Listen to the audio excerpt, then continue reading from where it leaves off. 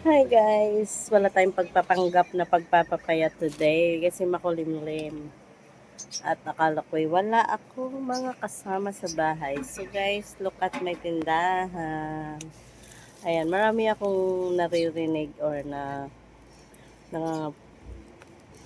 basta naririnig sa kapitbahay ko na buti daw nagtagal yung tindahan ko kasi nga ang dami dito nagtayong tindahan na mabot lang ng 1 month, 2 months, 3 months. Kasi nga, hindi nila na ma-manage ng maayos. Hindi ko sinasabing magaling ako mag-manage, pero lahat kasi ng pera na dating sa akin, sa amin, yan, nalagas na nga lahat ng alahas ko. Nilagay ko dito. So, hindi ko pa matubos. Ewan ko kung kailan ulit matutubos yung mga yun. And siguro dahil hindi ako mapagpatuloy sa utang. Hindi ako, pag sinabing, nagpapautang yung one puhunan, yung amber, yung ganito, yung ganyan. Deadma ako guys. Kasi nga, as long as may puhunan, may laman pa yung tindahan ko at may papakain pa ako sa mga anak ko is dito ko kinukuha ang pampakain namin araw-araw. Pero pag sumahod naman yung asawa ko, dito ko rin nilalagay lahat. Though may asa ako guys. Kasi binili ko siya ng bagong ref. Kasi yung ref ko noon ay luma na, tapos maliit siya. So, kapag may occasion, hindi siya kasya. Wala na kami mailagay. So, ngayon, ayan na siya, guys.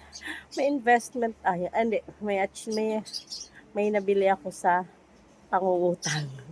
Ayan, guys, double door, pero malaki-laki siya kaysa sa dati. At may laman pa rin naman yung tindahan ko. So, pag meron kasi akong pera, guys, like extra, dito ko lahat nilalagay. So, walang chance na siguro madali-dali siyang malubog kasi nga lahat ng perang nakukuha ko, sahod ng asawa ko, mga ganyan, allowance ng mga anak ko, dito ko nilalagay. Kaya pag hindi kami basta-basta magugutom, yun lang naman ang goal ko na hindi kami magugutom, hindi kami aaborido kung saan kukuha ng pang kain araw-araw kasi nga kahit papaano meron kaming ulam, ayan, mga pang-ulam, delata, or itlog, or mantika, andito na sa tindahan lahat kukunin, hindi nalalabas, hindi nabibili sa labas.